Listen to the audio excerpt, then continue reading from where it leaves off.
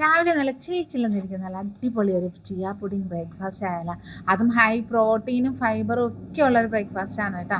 അപ്പോൾ ഓവർനൈറ്റ് നമ്മൾ chia seed എടുത്ത് കുതിർത്തി വെക്കാം. ഞാൻ ഓവർനൈറ്റ് ഇട്ട് വെക്കുന്നത് നല്ലപോലെ കുതിർന്ന് കിട്ടും കേട്ടോ. നല്ലപോലെ കുതിർന്നാൽ മാത്രമേ നമുക്ക് അതിനകത്ത് ഫൈബർ കണ്ടന്റ് ഒക്കെ കിട്ടത്തുള്ളൂ. അപ്പം അതിന് വേണ്ടിയിട്ട് ഞാൻ ലോ ഫാറ്റ് മിൽക്കാണ് എടുത്തിരിക്കുന്നത്. അത് ഇതേപോലെ നന്നായിട്ട് മിക്സ് ചെയ്തിട്ട്, ഇല്ലെങ്കിൽ കട്ട പിടിച്ച് അതിനകത്ത് കിടക്കും. ഒന്ന് ഇട്ടേച്ച് മിക്സ് ചെയ്ത് കൊടുക്കുകയാണെന്നുണ്ടെങ്കിൽ അത് ഇതേപോലെ സെറ്റായി കിടക്കും കേട്ടോ.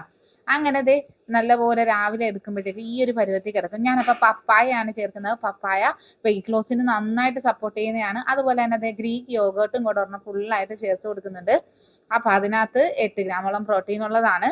അതുപോലെ തന്നെ ഒരല്പം കുതിർത്തി വെച്ച ബദാമും അതുപോലെ ഇത്തിരി പംകിൻ സീഡും കുറച്ച് നമ്മുടെ നട്ട്സ് മിക്സും കൂടെ ചേർത്ത് കൊടുക്കുന്നുണ്ട്. നമ്മുടെ നാത്തൂൻസ് ഡയറ്റ് മിക്സ് തന്നെയാണ് ചേർത്ത് കൊടുക്കുന്നത്. അതിനോടൊപ്പം കുറച്ച് പ്യുവർ ആയിട്ടുള്ള ഹണി കൂടെ ഉണ്ടെങ്കിൽ ചേർത്ത് കൊടുക്കുക, ഇല്ലെങ്കിൽ ഡേറ്റ്സ് ചേർത്ത് കൊടുക്കുക. എന്നിട്ട് നന്നായി മിക്സ് ചെയ്യുക. ഇതിൽ ചേർത്തിരിക്കുന്ന എല്ലാ ഐറ്റവും നല്ല രീതിയിൽ വെയിറ്റ് ലോസിന് സപ്പോർട്ട് ചെയ്യുന്നതാണ്.